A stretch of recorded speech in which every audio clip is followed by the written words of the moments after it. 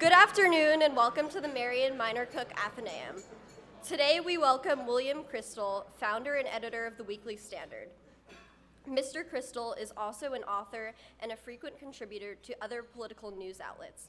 In Washington, D.C., he served as the chief of staff to former U.S. Vice President Quayle and a foreign policy advisor to John McCain's presidential campaign.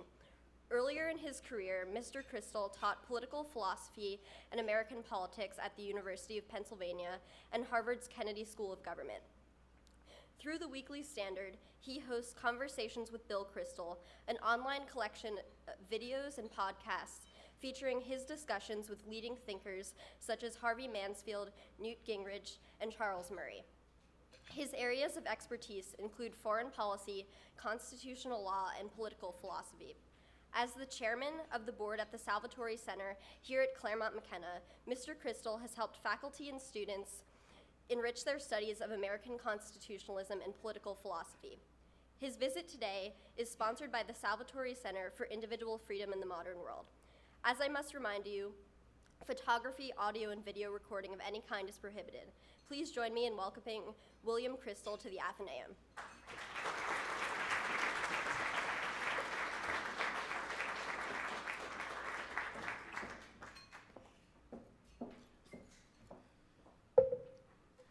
Well, thank you. I don't know why photography, video, and audio recording is prohibited, but now I can tell you what I really think,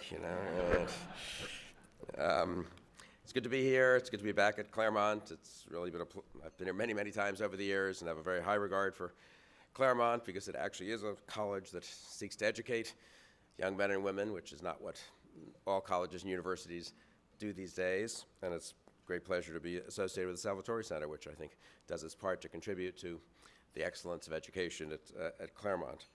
I'll dispense with the usual jokes and stories, and that I save those for after-dinner audiences of businessmen who've had too much to drink and can't really focus on anything serious for more than 2 or 3 minutes. That's a good kind of crowd to speak to, though. Actually, very low bar. Colleges are much tougher because people actually are used to assuming that there'll be some kind of rational line of argument, or you'll have evidence to back up your assertions and all that, which I would say business audiences don't care about. But it's a nice change to be at a university audience. I will say a word about a very distinguished Claremont professor emeritus who died just what would it be now? 2 weeks? Well, slightly less than 2 weeks ago. Harry Jaffa, whom I knew over the years. And many of his students, many people who were taught by him and influenced by him are on the faculty here. Many are on faculties elsewhere in the country, many people in Washington who were very influenced by his teaching and by his work. Most of you students, of course, never would have met him, I suppose, and I may not know much, excuse me, I have a cold, may not know much about him, but I would say you really, if you had one thing you had to read, if there were one thing I could recommend that you do is to read his book, Crisis of the House Divided, on the Lincoln-Douglas debates, but on more than the Lincoln-Douglas debates. First published in 1959. It's hard to believe it was that long ago. I guess, 55 years ago? Is that right? Is that my math right? Yeah. Really, I think I don't know, could be the best book written on America, I would say, in the 20th century. Certainly one of a handful of the best books written on America in the 20th century. Extremely revealing, not just about that historical moment, but also about the thought and statesmanship of Abraham Lincoln in general, and about America, American politics in general, and I would say about politics in general. So Jaffa wrote a ton of other things. I'm sure there have been tributes to him in various Claremont publications, and we had a couple in the Weekly Standard, which I would recommend. One by Steve Hayward, who is a Claremont PhD, very, I think, intelligent and appreciation of Harry's work. And there'll be others coming, I'm sure, from the Claremont Review of Books and elsewhere. But you really should, if you want to think seriously about American politics or about politics, I highly recommend Crisis of the House Divided. Jaffa was a student of Leo Strauss, the great political philosopher, and Jaffa loved to quote this one sentence from Strauss, 2 sentences, I guess. It is safer to try to understand the low in light of the high than the high in light of the low. In doing the latter, one necessarily distorts the high, whereas in doing the former, one does not deprive the low of the freedom to reveal itself as fully as what it is. And I think what's impressive, I mean, this is a sentence of Strauss's written in opposition to Francis Bacon and other early modern thinkers who explicitly said it's safer to understand phenomena in light of the sort of their low common ground and avoid all this highfalutin thought of the ancients and medievals. Strauss very much sought to at least challenge that assumption that of modern thought, and did a huge amount of work to try to show that it's much more problematic than people think. And this statement is a pretty blunt assertion.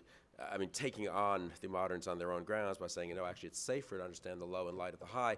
That's very abstract. It sounds very sort of elegant, and but hard to put your finger on. What's impressive about Jaffa's book on Lincoln, I'll just say one more word about this and then talk about politics today, is it did show that in a real country, in a real historical circumstance, real political debates, that you couldn't understand them properly if you tried to understand the high in light of the low. I'd say Jaffa's work really shows empirically, almost, Strauss's assertion that it's safer to understand the low, by which, let's say, that's normal partisan politics and all the interest groups and all the accommodations and compromises one has to make. It's safer to understand that in light of the high, in light of, in this case, Lincoln's statesmanlike intention, than the reverse. Because you can still do justice to all the actual politics of the pre-Civil War period and all the compromises of the American regime and all the problems of America and of its principles, if you do try to understand them, I think, in light of something like Lincoln's thought and Lincoln's statesmanship. So I think I really do recommend Jaffa's book. It's a very important book. Had a huge influence on me, I would say. It's one of the 3 or 4 books really that had the most influence on me as an undergraduate. Don't let that deter you from reading it. You won't turn out. You don't have to turn out like me. You can be a nice person, peace-loving person, friendly person, the whole thing. I think I was asked to speak about American politics today. Let me just give you my sense of where we are, and I'll be kind of simple and try to be simple and straightforward. The more I've watched politics in the last few years, I guess I've just been struck more and more by the fact that 1989, which before most of you were born, if you're students here, really was the end of an era. But for someone like me, 1989 is, sort of halfway through, a little more than halfway through my life, and in the middle of my professional life.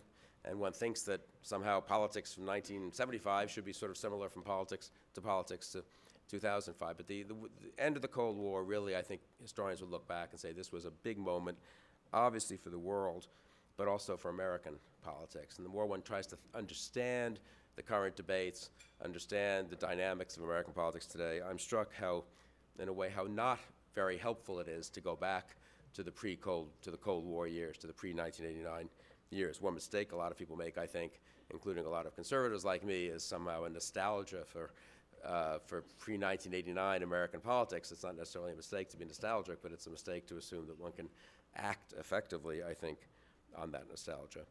89 was obviously the year the Berlin Wall fell. It was a great victory for America, I think a vindication for conservatives like myself of Reagan's fundamental judgment about the kind of policies, foreign policies that should be pursued, which in turn followed to a considerable degree from the bipartisan foreign policies from the end of World War II, with Truman, Eisenhower, Kennedy, Johnson, and so forth.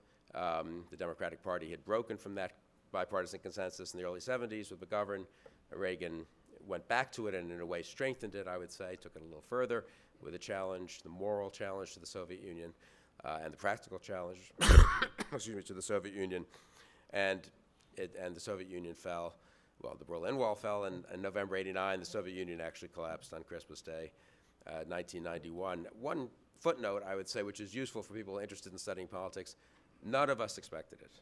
I mean, Reagan seems to have actually thought the Soviet Union could crumble much faster than all of his advisors and supporters thought, but liberals, conservatives, left, right, foreign policy specialists, international relations scholars, whatever they may say now, and however the books are now written to make it seem as if this is something that, well, of course this was going to happen, and it happened sort of 40 years after the Cold War began, and that's kind of what one might have expected.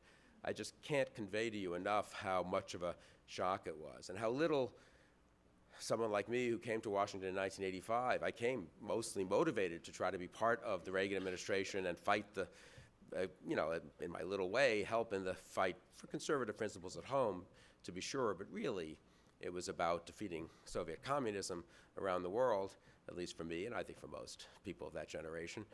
None of us expected it to happen so quickly. A lot of us had been quite pessimistic that it might ever happen, that we might continue to lose ground to the Soviet Union. The degree to which big things happen in history that are unanticipated at the time is really startling, and it's a good reminder when one thinks one sees ahead to the next 10, 20, 30 years. Historians, social scientists naturally tend to cover this up in a way because they want to make sense of what has happened, so they move from writing, maybe a true account of what happened to an account of what happened as if it had to have happened, and then you lose sight of the contingency of events. Another point I'd just make about that in passing, but I think it is striking for people interested in politics, is really if you had said in '85 that the Berlin Wall would fall in November '89, people would have thought you were crazy. If you had said when we went into the White House, I was Quayle's chief of staff, so I began it with Vice President Quayle on January 20th, 1989. If you had told me that within a year the Berlin Wall would have fallen, we would have thought you were crazy. We were ready for 4 more years of slogging it out, fighting around the world, not literally fighting necessarily, but intellectual, ideological jousting, defense matchups, economic competition with the Soviet Union. The degree of the surprise is really striking. But if you had said, who contributed to winning the Cold War the most? I would say Reagan here at home, Margaret Thatcher in Great Britain, Pope John Paul II over in the Vatican would probably be the big three. There's actually a good book by John O'Sullivan on these three, which I recommend, again, because it cuts against the strain of most social science teaching, which is dominant in the academy, which makes events the outcome of impersonal forces, as opposed to the decisive interventions of a few individuals. And I do think those three were awfully important. Others were very important: Helmut Kohl in Germany, Havel in Czechoslovakia, and many others. But, excuse me, think Reagan, Thatcher, John Paul II.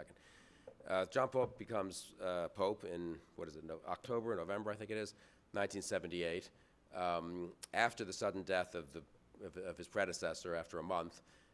No one, if you had said 2 years before, 1975, let's say, that this cardinal would become Pope, there had not been a non-Italian Pope for 400 years, and the odds of it wouldn't have happened except that his predecessor keeled over after a month, and then, he was there, and one thing led to another, and he became Pope and became an extremely important figure. If you had said in 1975 that Margaret Thatcher would become Prime Minister of Great Britain, there had never been, obviously, a female Prime Minister of Great Britain. She was a backbencher in a failed conservative government. She decided to challenge the former Prime Minister, Edward Heath, in a party kind of primary contest in '75, upset him, upset then the Labour government party, which ran the government, which was the majority party, in, I guess, '79, and became Prime Minister, and then was the longest-serving Prime Minister, I don't know, I think in 150 years, or in a long time in British politics, really, throughout the '80s. And Reagan, of course, a kind of B-level actor whose career had sort of stalled out, was doing these kind of introducing this GE TV show on television, sort of like infomercials today almost, gives this terrific speech on behalf of Barry Goldwater in October '64, nationally televised speech. They buy half an hour of time. Goldwater loses by 21 points. And Reagan decides to run for governor of California. Think about it, never having held elective office. What is he at this point, 55, 56 years old, something like that. Runs in the '66 California Republican primary against the mayor of San Francisco, George Christopher, I believe was his name, who was a very well-regarded moderate Republican. It was a different era then, Republican mayor of San Francisco. He was favored to win, Christopher. Reagan, who is, again, never held elective office and is only known for having supported this candidate who got crushed across the nation, including in California. Reagan beats Christopher in the primary, beats the sitting governor of California, who was a very well-regarded moderate Democrat, Pat Brown, the father of the current governor, amazingly enough, actually. Jerry Brown has really been around a long time when you think about that. Beats Pat Brown by 1 million votes in '66. Reagan serves 2 terms as governor, runs against an incumbent president in the Republican primary in '76 at age 65. Reagan is now. Everyone assumes this is the kind of last gasp. He loses to Ford. Ford then loses the election. And then Reagan comes back and wins the nomination of the presidency at age 69. So again, if you would sort of, what are the odds from a sort of social science point of view of John Paul II, Margaret Thatcher, and Ronald Reagan being in office throughout the 80s and really dominating, I'd say, global politics in the 80s? You can add in other things, Zhou Enlai in China, actually, the departure from Mao's China, things happening elsewhere in the world. It really is a good reminder of how contingent and unpredictable politics is. And as I say, I mentioned that particularly because I do think in the academy, and this has been commented on by many people, there's a tendency to sort of slightly obliterate the effect of individuals or of chance or contingency or particular choices that are made, and things are just reduced to the outcomes of bigger forces. I don't think that's the right way to understand the history of the 70s and 80s. But in any case, that era ended in 89. So we're 25 years into this new era of American politics. Now, what do we know about it? I'll say a word about foreign policy, and then a word about sort of domestic policy, and then a word about sort of the 2016 election. Foreign policy, I mean, I think historians will look back and say they were the 90s, when everyone just hoped that the post-Cold War era would be Pacific, sort of pretty easy. We'd have to take care of a few problems around the world. There'd be terrible things might happen, genocide in Africa and all that, but fundamentally, no big challenges to the U.S., no basic stability, increased commerce, and so forth. The model was going to be kind of the EU, and hopefully that would kind of, the European Union, that would spread around the world. Peace in Asia would continue, and the Middle East, maybe they'd finally resolve the Israel-Palestinian issue, and the hope was that would resolve other problems in the Middle East. And that was sort of the view of the 90s, I would say, the Clinton era, but Republicans didn't actually quarrel with that view that much. I do think the 90s, that era, that holiday from history, ended on September 11th, 2001. And since then, it's been a little more turbulent. A lot of big changes in American foreign policy, first with Bush, and then the reaction to Bush with Obama. Whatever you think of Bush or Obama, I don't think if we had followed the opposite policies, the world would still be turbulent and unpredictable and dangerous, because the fact is there was the rise of radical Islam, the rise of terrorism as a tool, the possibility of the proliferation of weapons of mass destruction. Putting those three together, and a few other factors around the world, such as the fact that economic growth turned out not to be quite as easy and to spread quite as widely as people might have hoped, and one has a very different world, feels like a very different world from the Cold War world, which was dangerous but stable, mostly, I would say, two big camps against each other, and the world of the 90s, which seemed maybe a little unstable, but much less dangerous. Now we're in a world that's dangerous and unstable. I think from an American point of view, honestly, the threat is not one big power overwhelming us. I don't think China's going to dominate the world. I don't think Russia's going to dominate the world, or even Europe. I don't think radical Islam is going to end up imposing Sharia law on most of the billions of people in the world. I think the danger is more like the danger that faced Rome of just chaos. That if the one major world policeman doesn't enforce order one way or the other, that would be the conservative point of view, or I'll put it in Obama's terms, if there isn't an international order that's supported by the U.S., but which is more collaborative and global, and in which the UN plays a bigger role and whatever. But either way, if there's not a kind of world order, the alternative is disorder, but disorder with religious fanaticism, terrorism, and weapons of mass destruction sort of on the march and widely available. That's a pretty scary prospect. So I think one looks at the world, and then one thinks about its implications for American politics, and one looks at the world and one says, it's awfully dangerous. There are big divisions on how to deal with it in America. I think the fundamental division actually is Bush and Obama, basically. I mean, conservatives like me were more pro-Bush, but disapproved of a lot of the ways the means he used, the ways he did things. It wasn't the most well-executed foreign policy, perhaps.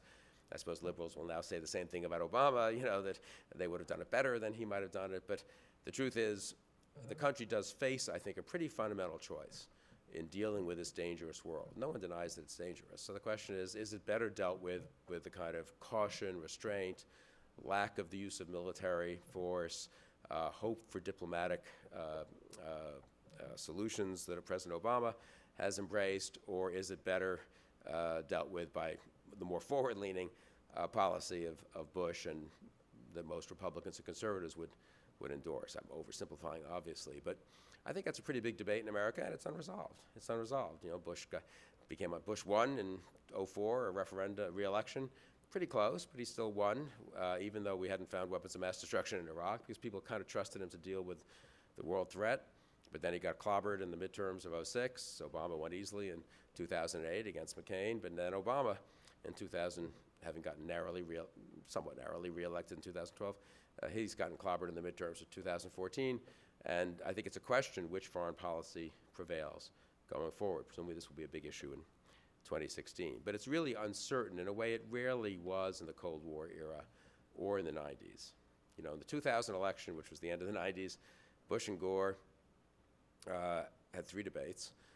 One of them was a foreign policy debate. Jim Lehrer insisted, I remember this, Jim Lehrer insisted on there being one of the 3 debates being on foreign policy, because otherwise they wouldn't talk about foreign policy at all, because it was so much on the back burner in the 90s.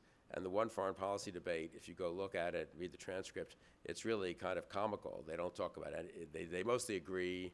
It's very kind of mild-mannered. A lot of it is about trade barriers in China and various, what we would consider, I think, second or third tier issues. Bush chides Gore because the Clinton-Gore administration, Bush says, is a little too interventionist, and we need to have a more humble foreign policy. Gore disingenuously, who is now concerned about looking too interventionist, because the general consensus was that the mood of the American people was for not doing anything. So Gore actually answers a question of Jim Lehrer that he defends the Clinton administration's decision not to intervene in the genocide in Rwanda, which I don't actually believe Gore believed that was the right thing to do. That was a pretty humiliating moment, I'd say, for the U.S., pretty tragic moment, obviously, for Africa, when we could have stopped it, I think, quite easily. But it shows how much people wanted to shy away from foreign policy challenges. The USS Cole was blown up off Aden in, I think it was October 12th, something like that, 2000, so less than a month before the election. I remember we put it on the cover of the Weekly Standard, big picture. You've probably seen this photo of one of the ships, the Cole, listing at sea with this giant hole in its hull. Everyone knew al-Qaeda had done it. There was a debate for about a week in America about terrorism and should we do more about al-Qaeda. So we had a couple of articles about it in that issue. And people immediately went back to debating Social Security, Medicare, all the other domestic issues about which the differences between the parties were not actually that great then. And by election day, no one was talking about terrorism. That all changed with September 11th, and I don't think we're going back to that let's avoid foreign policy America. We tried to go back to that a little bit, I'd say, in the first 2-3 years of President Obama, where there was a hope that we could just leave Iraq and it would work out okay, and we could cut the defense budget and there wouldn't be big problems, and we could have a very mini intervention in Libya and then not do anything more, and that would turn out okay. I think actually Obama made it through the 2012 election with things not quite blowing up, and then things have blown up in the last year and a half, 2 years, obviously. And we now see the consequences, whatever the consequences of intervention were in Iraq, we see the consequences of non-intervention in Syria and other places, and now we're going to have a big foreign policy debate in 2016. So I think a very dangerous world, very uncertain what U.S. policy should be, genuine disagreements among elites, liberal and conservative elites, I think genuine uncertainty among the American public on foreign policy. So that's part of the political moment. Domestic policy, also much bigger differences between the parties than back in the Cold War years or in the 90s, when in fact the debates in retrospect were pretty small, cutting this department by 2% or slowing the growth of some program. Gingrich got clobbered in '95 for trying to reduce the rate of growth of Medicare. If you look at Paul Ryan's budget, the Republican budget of the last few years, and the Obama budget, the differences of how to handle entitlements, Medicare, Social Security, the differences about the role of government are pretty large by American standards. They're not maybe large by global standards. Neither party wants to double the size of government or cut it in half, but pretty significant disagreements, which I think are getting more significant, not less, as there's fiscal pressure to make decisions on what government should and shouldn't do. And President Obama showed in the State of the Union that he continues, he's confident that he's on the right path for the country, and I think politically he's pretty confident as well, that the public will support incrementally more government spending and government regulation and government just big government and a state that isn't embarrassed to sort of weigh in an awful lot of places. Republicans have been a little more hesitant, I'd say, in advancing a limited government agenda. But if you look at the Republicans who are running for president, Scott Walker is a possible candidate because he took on the unions in Wisconsin, and Bobby Jindal is going to run for president saying he actually cut spending in Louisiana. And I think the tone of the two parties now is quite different on sort of the big government issues, as well as a bunch of other domestic, cultural, social issues and so forth. So two parties are more different than they used to be. Politics is more polarized, as everyone says. The parties are more distinct in their views, probably more distinct in their sociological kind of and demographic support. And so that's also a characteristic of American politics today that really didn't exist as much, I would say, in most of the Cold War years, and I suppose not so much in the 90s. So maybe what I'm saying is that it wasn't really, 25 years isn't really the significant moment. Maybe it's 15 years. Maybe historians will look back and say we had a Cold War era, then a kind of decade of, I don't know, sort of an era of good feelings, sort of like in American history where there was this phony era of good feelings for, what was it, like 8 years or something like that, which actually was sort of an interlude between one set of fights and another set of fights. But certainly now we're in a different set of fights than we were in when I was your age, certainly, or when I was, came to Washington in 1985. I don't know how these fights will work out. I think it really is hard to predict, actually. 2016, I think, is a very important election. If you just think about it analytically, regardless of one's preferences, I think it really is the moment where the country more or less decides, not once and for all, but as much as you do ever decide in a democracy like ours, which direction to go. I mean, think about it this way. If Republicans win, if Democrats win in 2016, then they will have won a third straight term in the White House. Very rare. The only time that's happened since World War II is when Bush won in '88, in effect winning Reagan's third term, which was kind of a vindication of the Reagan presidency. If Hillary Clinton, assuming she's the Democratic nominee, wins, it will be, in effect, a vindication of the Obama presidency. She'll run as a different person. She'll have some differences, distinctions between herself and President Obama, but really, she doesn't actually differ with him very much on anything. Just yesterday, she supported him on the Iran talks, for example, which was an area where people thought she might be more hawkish in foreign policy and domestic policy. I don't know that there's any difference at all. And the Democratic Party is going to be pretty united, I imagine, behind a kind of Obama-like agenda in both domestic and foreign policy. So if Hillary Clinton wins, that's a big vindication. Obamacare is here to stay. The next 2 or 3 Supreme Court appointments, there'll probably be a couple in the next president's first term, will be liberal appointments, which means the constitutional interpretation very much goes down the road that the liberal 4 or 5 judges on the Supreme Court, currently 4 or 5 judges, will become 6 or 7 judges, and that will be over for a generation, that fight about the nature of the courts. They'll appoint 1 million lower court judges.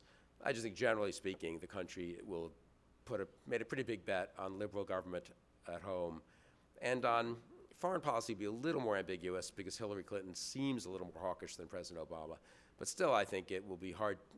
It will be more of the Obama foreign policy, certainly, than the Bush foreign policy.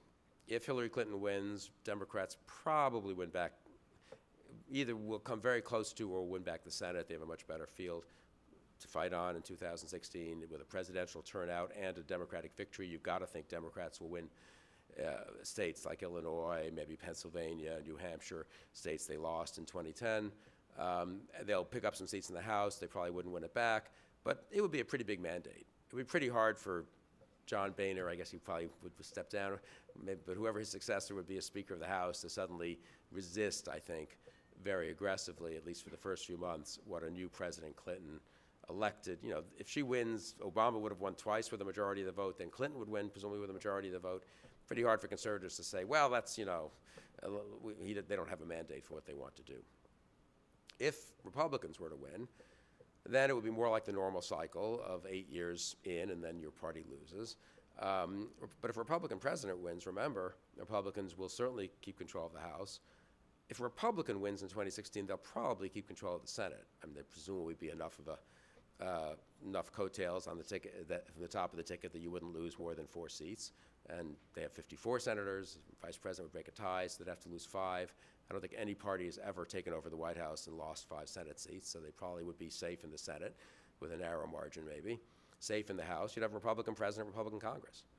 That would be a big moment, and it would, given what, we know what the Republican president will run on a Paul Ryan-like budget at home. I think he'll run on a pretty hawkish foreign policy abroad.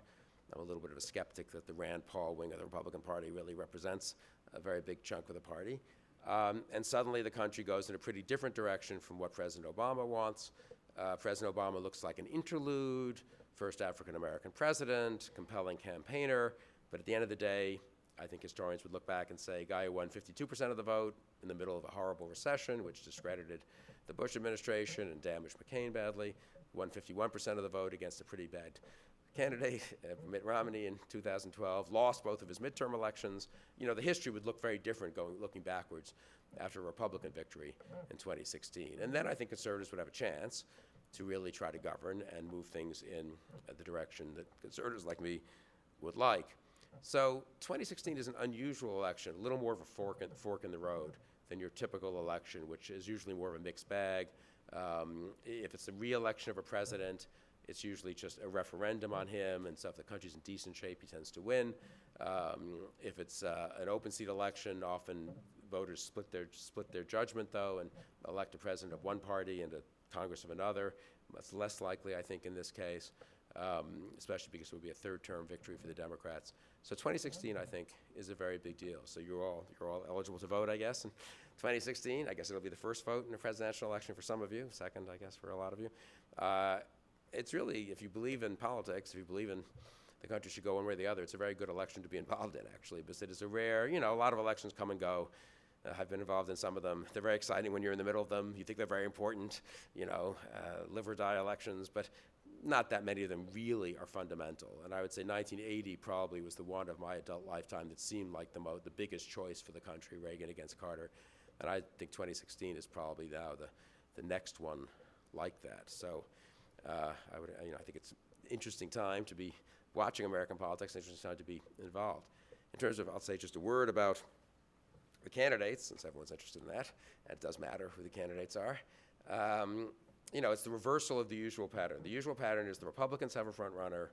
He is almost always someone who lost the previous time. Republicans are a very boring, hierarchical, monarchical party. They always nominate the next in line dutifully. So, and it goes way, way, way back. Reagan lost to Ford in 76, so Reagan gets the nomination in 80. Bush lost to Reagan in 80, so Bush gets the nomination in 88. Bush beat Dole in 88, so Dole gets the nomination in 96. This isn't always the best way to pick candidates, incidentally. Picking the second place finisher from 4 or 8 years ago is not like guaranteed to have the freshest faces, I wouldn't say, to present to the voters. In 2000, the Republicans really did something bold and daring and chose George W. Bush, the son of the former president, as their candidate. And it was so shocking to Republicans that he had to reassure everyone by taking Dick Cheney as his vice president. But Bush had beaten McCain in 2000, so McCain got the nomination in 08. McCain beat Romney in 08, so Romney got the nomination in 2012. I mean, it really is ludicrous. I spent all of 2009, 2010, 2011, I've got to say, when I was asked to give speeches like this, going through this history and saying, but finally this has got to stop, I mean, it's a new era, the internet, Obama showed in 2007-8 that there's a mood out there for change. He upset a front runner, obviously, Hillary Clinton. The Tea Party in 2009 showed that Republicans also were in the mood for change and kind of grassroots activism and new faces, Rubio in 2010 and others. And I said it can't really be the case. The Republicans are just going to, idiotically nominate the second place finisher from the last time, and of course they did in 2012. Maybe it wasn't idiotic, but they did it anyway. I do think that, so now in 2016, the Democrats have adopted this model, and it looks like Hillary Clinton may not be challenged that seriously. We'll see. But anyway, she's the prohibitive front runner. I mean, really, in a way that's very unusual in American politics, to have like 60% of the vote in polls, and the next person has 8, These poor Joe Biden, he's vice president of the United States. He's the longest-serving senator, and one of the longest-serving senators in modern American history. He's chairman of the Senate Foreign Relations Committee, chairman of the Senate Judiciary Committee, vice president of the United States for two terms. Normally, in American history, you're the next presidential nominee. That's like a pretty impressive resume, and like people barely remember to mention him when they talk about the 2016 race. But Hillary looks dominant, and she is, in fact, the candidate who lost 8 years ago on the Democratic side, and will incidentally be older than whoever the Republicans nominate, unless I think maybe she's even half a year older than Romney if they bring him back, but certainly younger than everyone else who's being talked about in the field. Now, if I had my wish come true and Dick Cheney came back and ran for president, he would be a little older than Hillary. But as Cheney said, I made this case to Cheney about 2 months ago when I did this conversation with him, and I said, and you're in good shape, right? That heart thing worked out well. And Cheney said that his heart, he has the heart of a young person who died in an accident. It was a heart transplant. So his heart, he said, my heart is 30 years old. My heart will outlive me by many years. Sort of a weird concept. But anyway, so I personally think Cheney would be great, and why not? Cheney, Hillary would be like such a kind of retro election. But I don't think Cheney's going to run. I guess Rudy's not going to run. Newt's not going to run. So it looks like for the first time, really since the end of the Cold War, with the tiny exception of 2000, Bush and Gore are about the same age, the Democrats will have the nominee, in this case, in her 60s, mid-60s, this person who's been around American politics an awful long time. The Republicans look likely to have a nominee if Jeb Bush, I think, is the oldest of the field, except for Romney at, 61, and most of them are, of course, in their 40s and 50s. In fact, the Republican primary this time looks like a typical Democratic primary. A whole bunch of governors, senators, some former governors, former senators, all running, no front runner. I mean, the polls are really interesting. No one above 18, 20%. The media's decided that Jeb Bush is a favorite, but there's not much empirical evidence actually that he should be particularly favored over the other candidates. If Romney gets in, he'll have some name ID, but I kind of doubt that he'll necessarily, he might win, but he might win the nomination, I doubt it, but he would not be a dominant figure the way he was 4 years ago. So it's really a wide open race, more like Democratic primaries, which makes it very unpredictable, very interesting. I think the nature of the candidates, the quality of their campaigns, the quality of how they present themselves and what their agendas are will matter much more than usual. I think most Republican voters I've talked to, people who read the Weekly Standard and communicate with me one way or the other, seem to have the attitude of they want to see the candidates. They're not going to make up their mind early. They're uncertain. They like a lot of them, and they're curious to see what they all have to say about the challenges facing the country. That's normally sort of the way the Democrats are, and the Republicans are normally signing up for the next person who lost last time. So it'll be a reversal of the normal roles. Since the Cold War, since '92, the younger candidate has won every time, except for 2000. Bush was just a tad younger than Gore, and Gore actually got more. Gore's just a bit younger than Bush. Gore actually got more votes than Bush. So the younger candidate's always gotten more popular votes since '92. So that's good, I think, for the Republicans. From a Republican point of view, it's sort of nice for once not to have the older candidate and the sort of guy who's been around forever and have the young, fresh, energetic campaigner. Now we'll see who it is, and we'll see if he or she can make his case to the American public. But it will be a very hard election to predict for these reasons. The Democrats really haven't had a candidate. Well, first of all, she's the first woman. Secondly, they just haven't had a candidate really like Hillary Clinton in a long time. They had, Bill Clinton when he was young. They had Obama when he was young. I mean, it's just hard to know how the dynamic works of Hillary Clinton. And the Republicans are in a very different position than they've been for a long time. So we have an election that's at once extremely important and very unpredictable. And the two parties are pretty evenly matched, actually.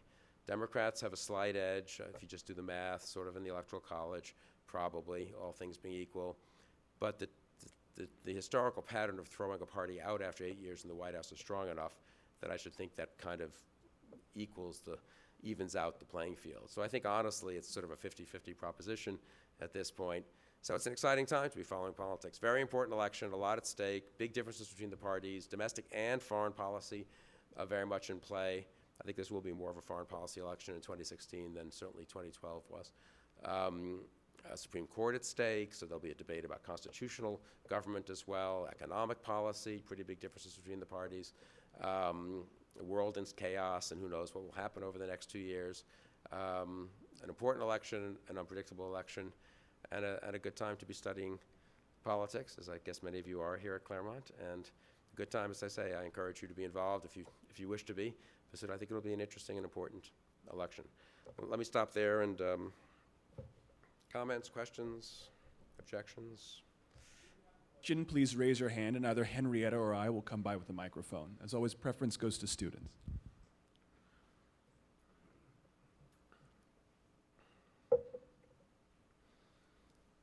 I was just wondering, with the seeming ascendance of social liberalism in the country with marijuana and gay marriage, I was wondering why you think whatever Rand Paul represents in the Republican Party, why you don't see that as ascendant, or why you don't see Republicans trying to integrate that more into the core of the party.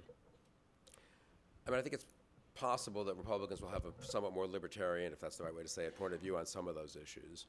But I think Rand Paul is really more defined by his foreign policy. So I think a libertarian who was very hawkish on foreign policy, had a well-worked-out domestic policy agenda, and was pro-gay marriage, let's say, might do pretty well in a Republican primary. I just think Rand Paul, and certainly his father, defined the brand, and I don't know how much Rand can get away from it, is above all about non-interventionism, as he puts it. And I just think that they may say, I kind of agree with Rand Paul on, I don't know, on gay marriage. I'm not sure he actually differs with the others, but on, I don't know, drugs or general more tolerant attitude or outreach to minorities or whatever it is that Rand Paul allegedly differs on. You'd have to really see how serious the differences are. Criminal justice reform, I guess. But I think the foreign policy will just be a showstopper for most Republican primary voters. They are not, he is basically more dovish than Obama, if you really just look at it, you know. And he's been skeptical even of Obama's interventions, you know. And I just think the Republican primary electorate is not going to be there in 2016. And I think the data, for all the liberal media love Rand Paul. They love to elevate him as they like the idea of a bitter fight within the Republican Party and all this. They tend to agree with him on a lot of these issues. There's not much empirical evidence, honestly, that he's doing any better than his father did in the polls in 2012 or than Pat Buchanan did 15 years ago. And I kind of think that's what he'll do. He'll get 15%, but I don't see much upside. I put it this way. If there were a big wave of Rand Paulism, younger Republicans should be running as Rand Paul Republicans. And we just had a ton of races in 2014, and the younger Republicans didn't sound much like Rand Paul. I also think the social liberalism's overdone, overstated. I think gay marriage is the one where clearly there's been a big, well, certainly gay rights, and to some degree gay marriage. There's been a huge change among, in the public in general, but especially among younger people. It's not so clear on these other issues.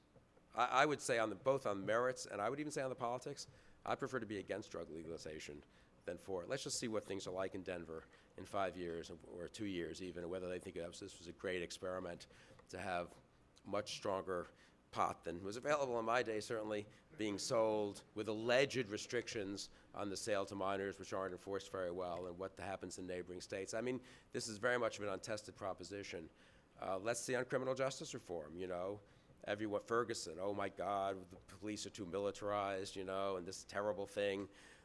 Really? I mean, I don't really notice a lot of politicians going around this terrible Justice Department program everyone was upset about 4 months ago that allows, I really don't have any view on its merits, honestly, but that allows, I guess, police departments to buy surplus military stuff if they think it's useful, gives them sort of a discount, is it, or maybe they get it for free even. That was supposed to be this terrible thing that was causing, you know, strife with communities and police to be too militarized.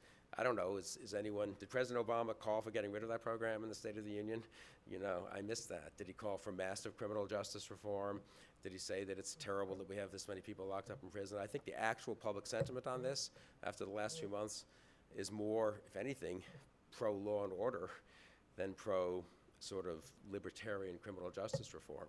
So I'm a little skeptical of the media consensus that, and again, I'd like to see actual candidates run on it. Maybe I'm wrong. You know, maybe someone's going to run on this and win. Some Democrats have sort of run on it, but very few Republicans. And so that's why I think Rand Paul will not, in a Republican primary, do particularly well. But I could be wrong. It's certainly not, I mean, I don't like, you know, I'm not for him, so I may be slightly biased in what I say. And I do run into people around the country who say, oh, I'm underestimating the degree of support for Paul among young people, including young people who actually will vote in Republican primaries. I mean, he goes to Berkeley and gives a speech for drug legalization, and everyone says, boy, that was really courageous of Rand Paul. You know, it's really country. You know, that's something, really? I mean, you know. And incidentally, how many of the people in the audience clapping are going to be voting in a Republican primary? So.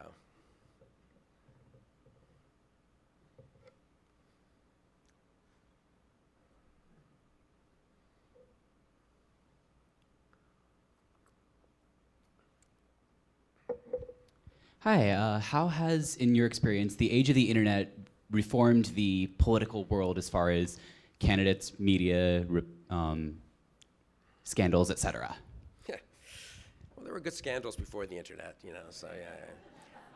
Young people tend to think that only they have fun, but we had great fun back in, Gary Hart's scandal was fantastic, and there was no internet then, and so I don't think your scandals are any better, really, Philip Larkin has this great poem, which I don't remember, but, the young people, he wrote it in the 60s, sex began in 1963, this was the sexual revolution, and then it turns out, the more you read about these, people before 63 and the Victorians, there was a lot of wild stuff going on then, too, so. I think the internet's a big deal, obviously, but I mean that seriously in the sense, I'd say generally speaking, people overstate the importance or significance or pace of technological change. I remember growing up in the 60s, 70s, sort of post-Sputnik and space explorations. This is the area. Things are changing so much faster than they ever have before. This was such a cliche.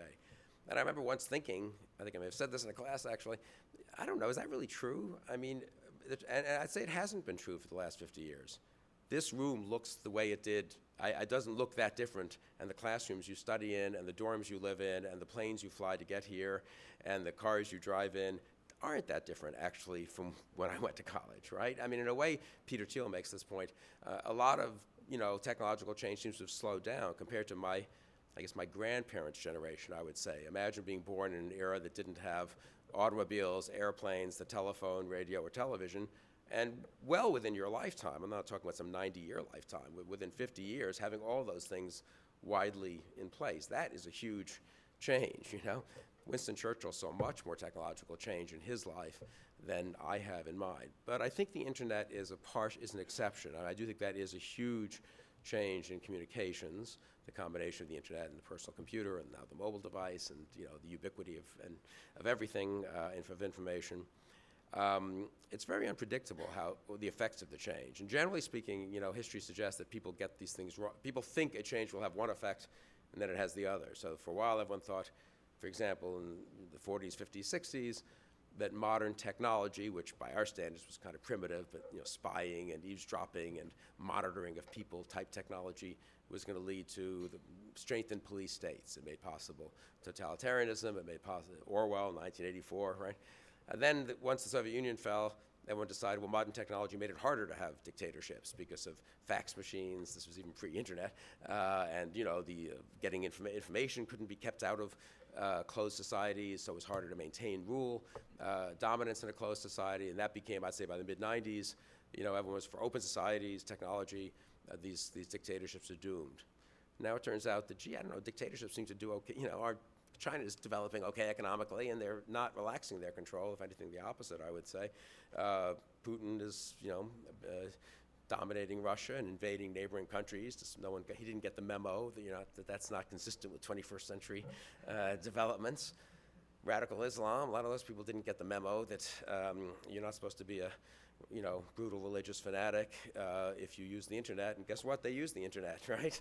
And pretty effectively, it turns out, to recruit people, including in the West, who turn out to grow up in societies where you'd think they would be so immune to it because they're growing up in this super modern Western society, and then it turns out for some reason that leaves them open to, unfortunately, to recruitment into these terrible groups. So these things are hard to predict. In terms of practical politics, I do think, it's kind of a cliche, but I think it's probably true. Things do change faster than they used to.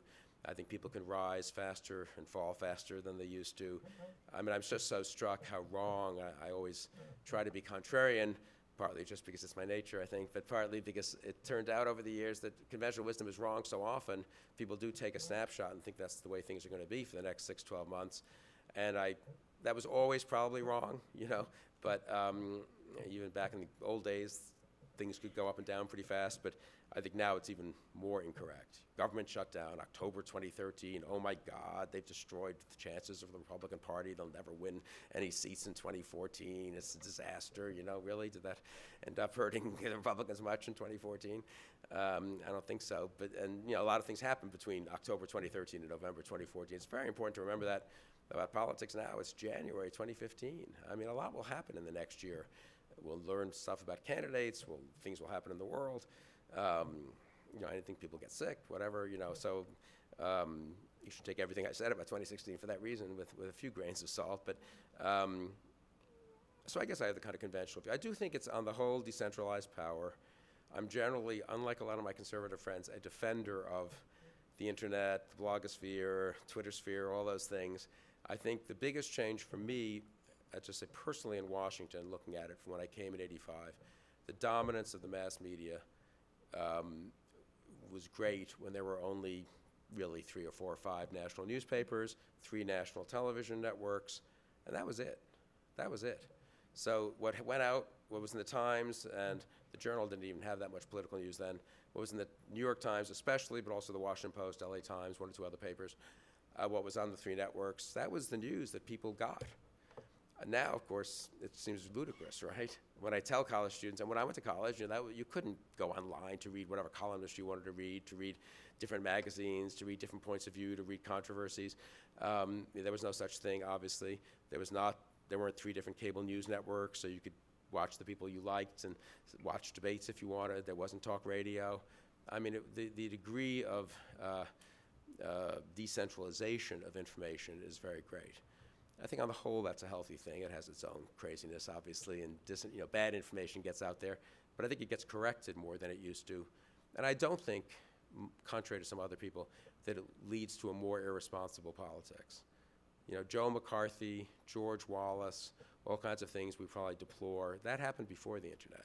I would even make the case that it's apparently in the last 15, 20 years, it's a little harder maybe to be a successful demagogue of that kind because the claims get debunked, other people can weigh in. So I'm not really I think on the whole it's had maybe a sort of a healthy effect on our democracy. And I think, look, Obama in 2007-8, Tea Party in 2009-10, those are kind of healthy things. Uprisings against the establishment, but peaceful ones. They took place within the 2 parties. They produced some very impressive people, whether President Obama or Ted Cruz or Marco Rubio or others. Elizabeth Warren, she's an impressive person. She wouldn't have been nominated or elected in a different era where she was just some professor and there were other people ahead of her in line for the Massachusetts Senate nomination. So I think it's invigorated in some ways our politics and made citizen participation stronger, probably diminished the control of elites, probably diminished the effect of money, actually, on politics as well. But you can now raise, like Rand Paul is going to raise $25 million or something online. Even if he doesn't have a huge individual backer, he'll be able to get his ideas out there. So there's some wackiness to what happens because of the internet and its related, technological cousins. But I think on the whole, it's been a pretty good thing for our democracy. Question?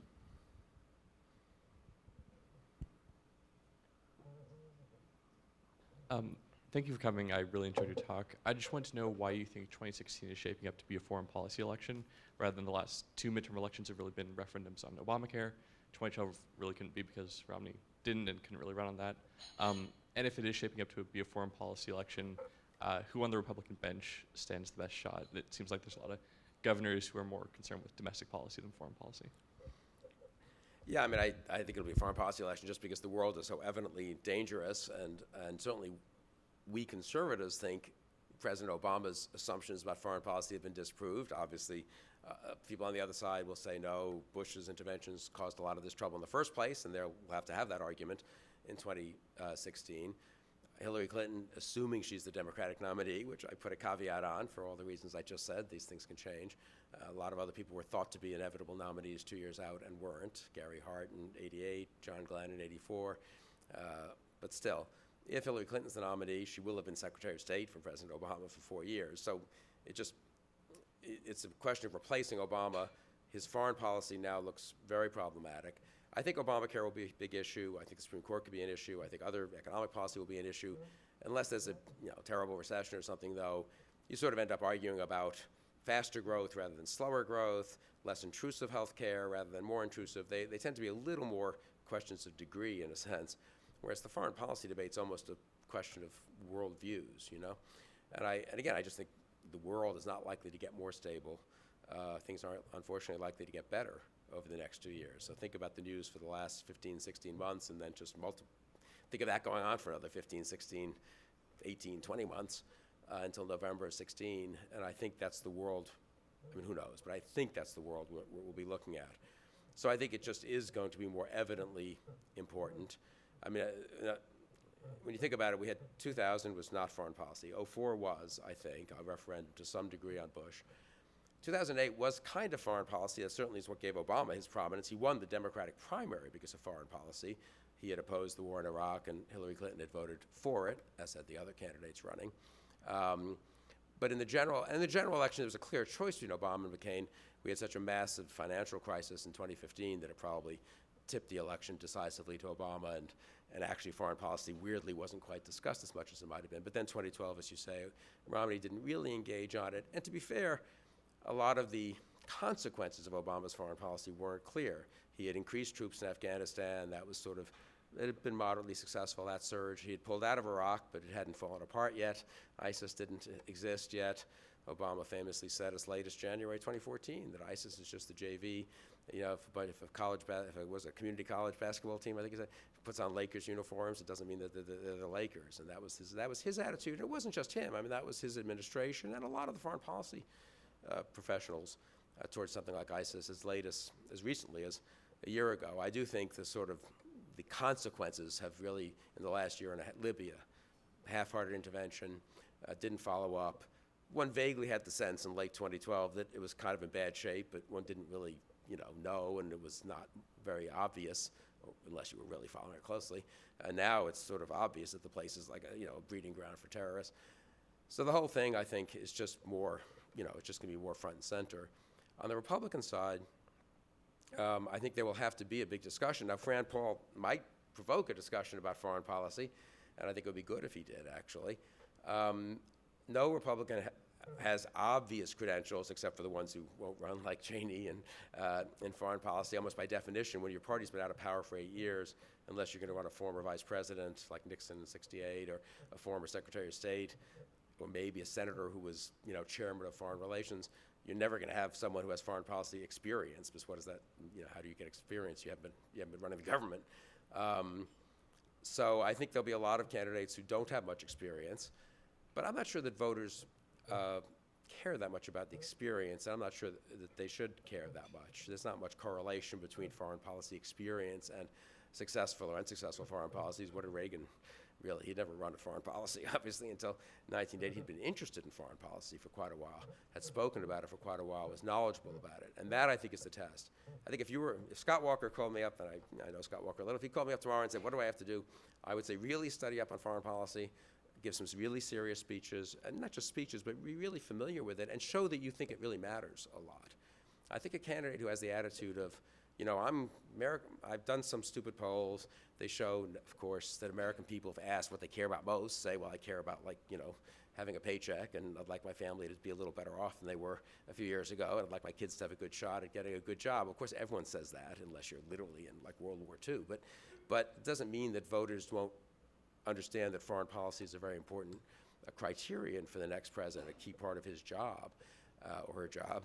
And so I think Republican candidates, I think you'll see them talking much more about foreign policy in the next year than you would have seen Republican candidates in 2011 talking about foreign policy.